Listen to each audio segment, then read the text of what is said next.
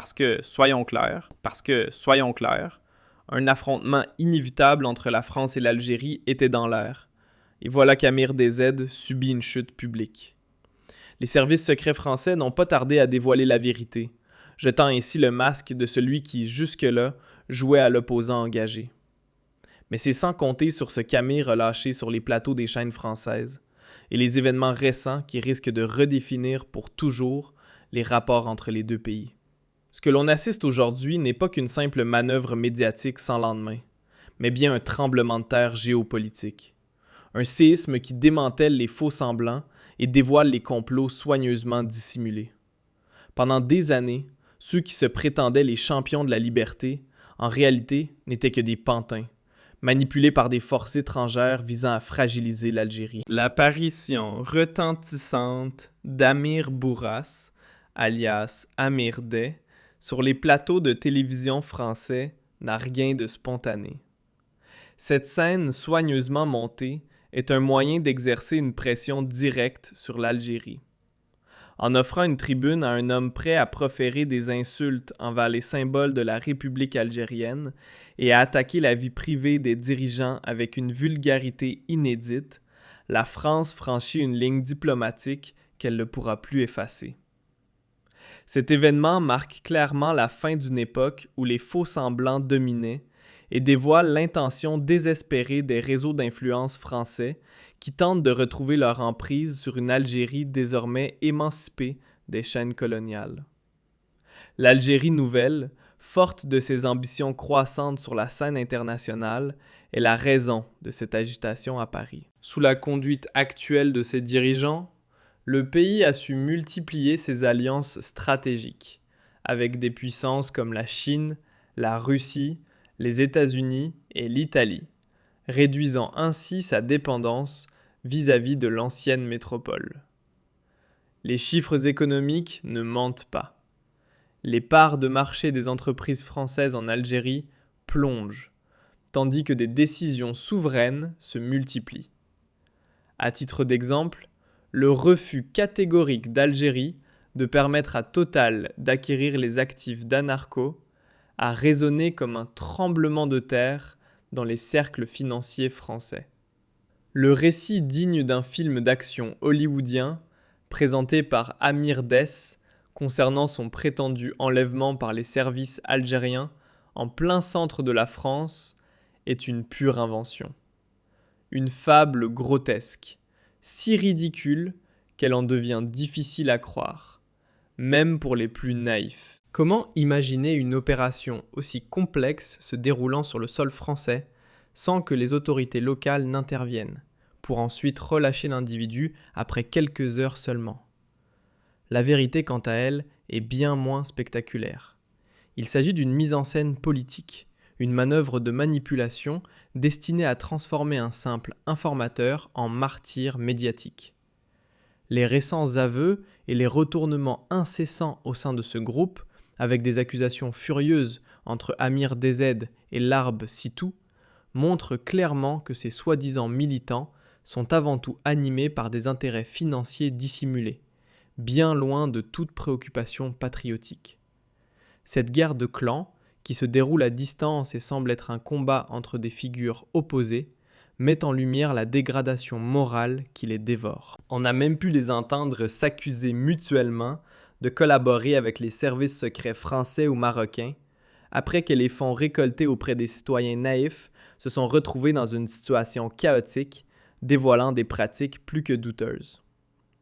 L'Algérie, aujourd'hui, détient des preuves irréfutables des liens serrés qui unissent ces réseaux avec des services de renseignement étrangers, tous animés par un seul objectif: semer le chaos et la division. Le geste d'Amir Dey, qui, aujourd'hui, remercie publiquement Macron et les autorités françaises, est un aveu clair de trahison.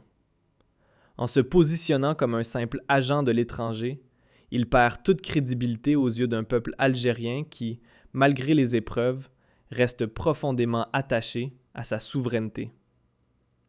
La réaction d'Alger est désormais sans ambiguïté.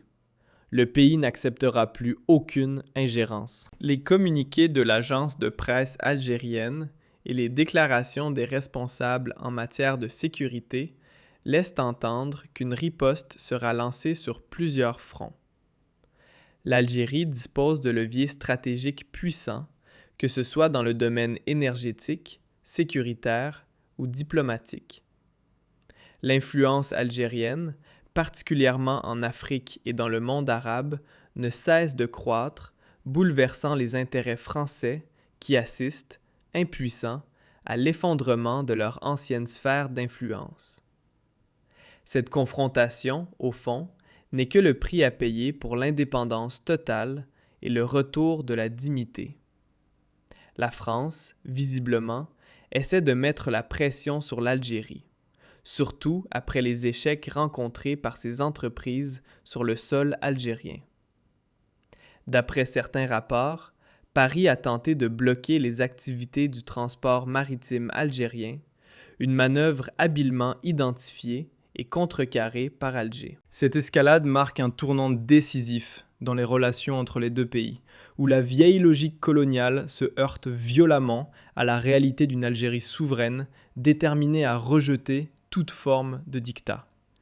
Les masques tombent et, aujourd'hui, le peuple algérien voit clairement ceux qui œuvrent pour la grandeur de leur nation et ceux qui, pour quelques privilèges européens, bradent leur honneur. Il est évident qu'une rupture nette est imminente, car l'Algérie a prouvé qu'elle pouvait se passer de la France. En revanche, la France se trouve dans une position bien plus fragile, au cœur de la crise énergétique et géopolitique mondiale. Les faux héros, comme Amir Dess et ses semblables, ne seront plus qu'un mauvais souvenir, vite oublié, dès qu'ils cesseront de rendre service à leur maître. Quant à l'Algérie, elle poursuit son développement avec une stabilité de plus en plus affirmée. Son armée, véritable pilier de la souveraineté, et ses institutions solides lui assurent une marche résolue vers l'avenir. La chute d'Amir Dess représente le début de la fin d'un système de manipulation qui a trop longtemps pollué les débats nationaux. Les Algériens sont désormais plus vigilants que jamais face aux tentatives de manipulation via les réseaux sociaux. L'opinion publique nationale a compris que ces attaques contre les institutions ne sont pas faites pour améliorer la gouvernance, mais pour saper les bases mêmes de la nation, surtout dans un contexte régional instable. L'Algérie, à l'heure actuelle, fait face à une montée en puissance impressionnante de son discours souverainiste, soutenu par une économie robuste et des réserves de change solidement ancrées. Cela lui offre une liberté d'action diplomatique sans précédent. De son côté, la France, engluée dans ses propres crises internes et voyant son influence traditionnelle s'effriter au Sahel, semble tenter de jouer sa dernière carte avec le dossier des activistes. Pourtant, cette manœuvre est contre-productive, car elle a pour effet de renforcer le front intérieur algérien, unissant davantage le peuple derrière ses dirigeants. En 2026, l'histoire se souviendra de ce moment comme d'un tournant majeur, où l'Algérie a su affirmer pleinement ses choix stratégiques et a commencé à traiter les grandes puissances mondiales sur un pied d'égalité, loin des relations paternalistes qui caractérisaient autrefois les rapports avec Paris. La chute des illusions, pour des agents de déstabilisation comme Amir Dess, marque l'émergence d'une Algérie forte, résolue et inébranlable face aux manipulations extérieures. Au final, ce qui se joue aujourd'hui dans les relations entre Alger et Paris va bien au-delà d'une simple querelle médiatique ou d'un écart de conduite d'un activiste en quête de reconnaissance. Nous assistons à la fin d'un processus de décolonisation qui va bien plus loin que la simple indépendance politique. Il touche les mentalités et les structures mêmes. La chute d'Amir Dess, ironie du sort orchestrée par ceux-là même qui l'avaient soutenu, représente la fin d'un système de manipulation qui a duré bien trop longtemps. il est désormais évident que l'Algérie de 2026 n'a rien à voir avec celle des décennies passées. Elle s'est transformée en une forteresse invincible, bâtie sur une conscience nationale renouvelée et une puissance militaire et économique qui lui permet de se faire respecter bien au-delà des frontières de la Méditerranée.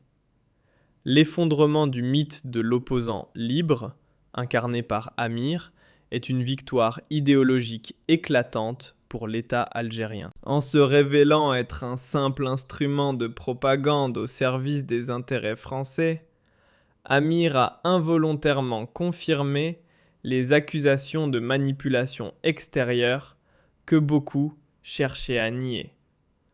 Son suicide médiatique et politique, diffusé sur les chaînes françaises, sert de leçon magistrale à la jeunesse algérienne, qui apprend ainsi à faire preuve de discernement face aux manipulations. Le masque est désormais tombé. Il est impossible de prétendre défendre les intérêts du peuple algérien tout en étant sous la protection des services de renseignement d'une nation qui cherche à asphyxier son économie et à isoler le pays sur la scène internationale. La trahison est totale et la rupture est désormais consommée entre ces pseudo-activistes qui vivent dans un confort à des milliers de kilomètres de la réalité algérienne. Sur le plan géopolitique, cette confrontation inévitable met en lumière une France qui, acculée, refuse d'accepter la fin de son influence traditionnelle en Afrique. Alors que l'Algérie renforce ses partenariats avec les BRICS, signe de nombreux accords stratégiques avec des puissances comme la Chine et la Russie, et devient un fournisseur clé d'énergie pour l'Europe du Sud, Italie, Espagne, Allemagne, Paris, quant à elle, se sent relégué au second plan. Les tentatives de sabotage économique, comme celles visant les entreprises de transport maritime, ne sont que des manifestations désespérées d'une puissance déclinante, face à un pays en plein essor qui a su diversifier ses relations internationales. En interdisant à des géants comme Total d'imposer leur volonté sur ses ressources, l'Algérie a prouvé qu'elle détenait les clés pour soumettre n'importe quel acteur économique mondial qui oserait bafouer sa souveraineté. Les données économiques de l'Algérie pour 2025 et le début de 2026 révèlent une résilience impressionnante. Avec des réserves de change atteignant des niveaux historiques et une balance commerciale largement excédentaire, le pays s'est forgé un bouclier financier quasi impénétrable, rendant toute tentative de pression extérieure inutile. Cette indépendance économique est précisément ce qui permet aujourd'hui à la diplomatie algérienne de parler d'une voix ferme et déterminée. Lorsqu'Alger décide de suspendre certains échanges ou de réévaluer ses accords avec Paris, elle agit depuis une position de force incontestable. Les hurlements des médias français et l'utilisation de personnages comme Amir pour attaquer l'Algérie ne font que refléter l'incapacité de l'Élysée à infléchir le cours des choses. Il ne faut pas non plus sous-estimer l'aspect sécuritaire.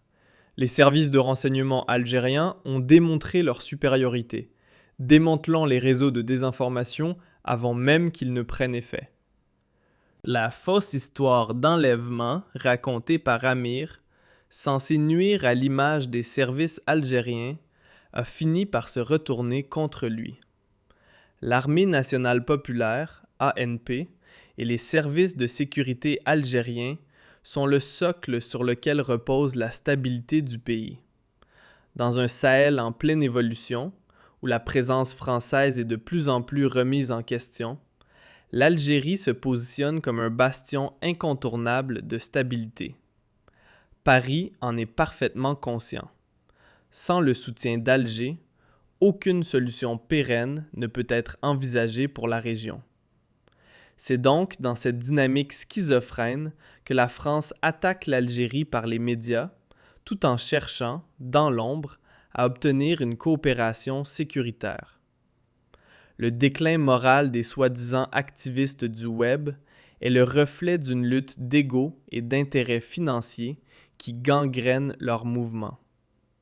Le face-à-face entre Amir et Zitou n'est qu'un petit aperçu des tensions internes qui déstabilisent ces groupes. Le détournement des fonds collectés, les trahisons entre membres et les révélations sur les financements venus de sources souvent hostiles à l'Algérie ont fini par dégoûter même les plus ardents défenseurs de cette cause. Un peuple algérien, profondément attaché à son honneur, ne peut tolérer que l'on s'en prenne à ses familles et à sa dignité sous prétexte de politique étrangère. Cette dérive grotesque marque la fin de leur crédibilité. À la fin de ce chapitre décisif, l'Algérie en sort plus soudée que jamais. La tentative de déstabilisation menée par l'opposition européenne a échoué de manière éclatante. Bien que les relations avec la France soient tendues, cette confrontation est indispensable pour instaurer un dialogue basé sur des principes nouveaux: le respect mutuel et l'égalité absolue. Le temps du paternalisme est révolu.